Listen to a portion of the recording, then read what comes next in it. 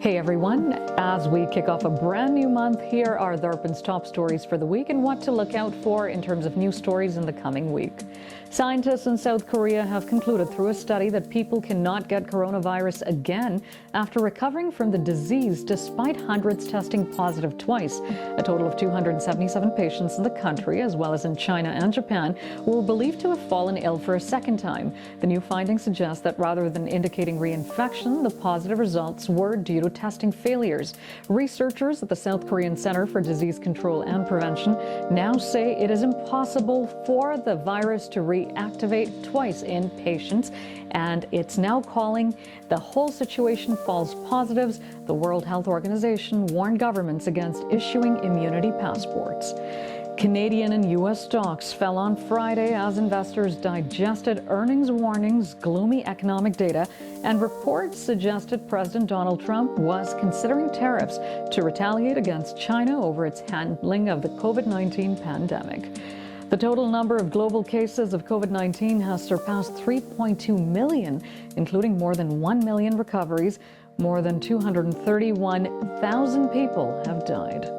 U.S. regulators on Friday allowed emergency use of an experimental drug that appears to help some coronavirus patients recover faster. It is the first drug shown to help fight COVID-19, which has killed more than 230,000 people worldwide.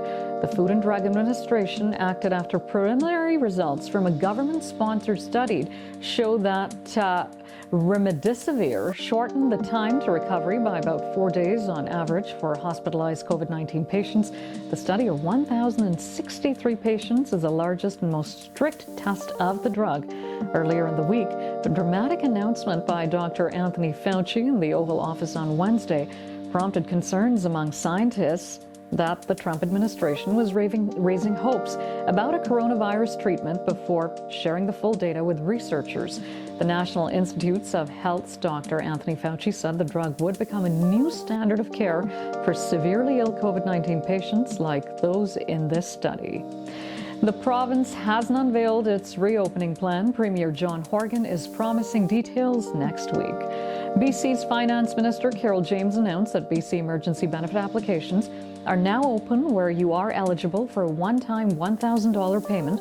Property tax will be reduced significantly, and businesses will see a rent reduction of 75%. As well, the Climate Action Tax Credit is also going up in July.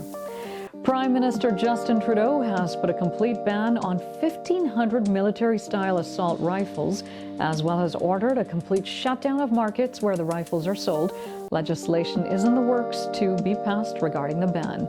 And Federal Finance Minister Bill Morneau has appointed a new governor for the Bank of Canada.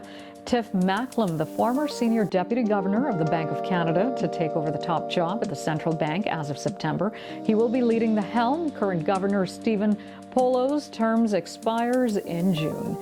The C.D. Howe Institute's Business Cycle Council declared Friday Canada has officially entered a recession due to the economic devastation caused by the COVID-19 pandemic.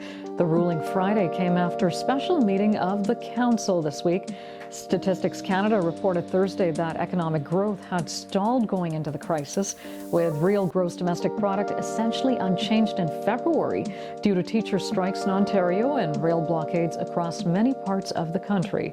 The official estimates of GDP for March and the first quarter of 2020 will be released on May 29th. Vancouver International Airport is offering voluntary layoffs to its 500 employees.